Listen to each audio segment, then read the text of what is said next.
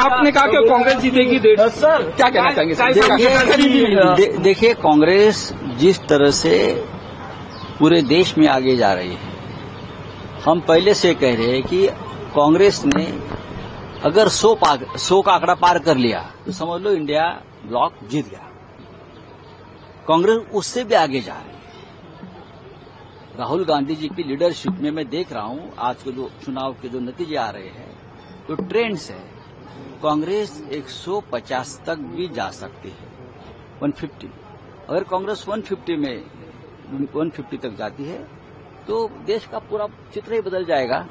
Sir, Mallikarjun खड़गे ने कहा था कि राहुल गांधी प्रधानमंत्री की चॉइस है उनकी। सर, आपसे भी खुल के पूछा जाता है कि प्रधानमंत्री के लिए आप देखते हैं राहुल गांधी को?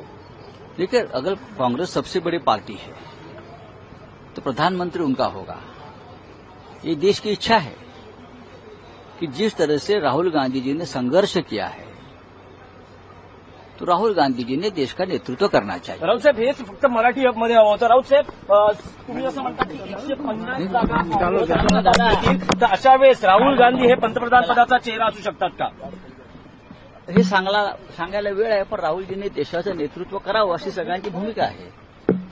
कारण या निवडणुकीत राहुलजींनी देशाचं नेतृत्व केलेलं आहे. एक तुफान उभं केलं देशभरामध्ये, हे मान्य करावंच लागेल.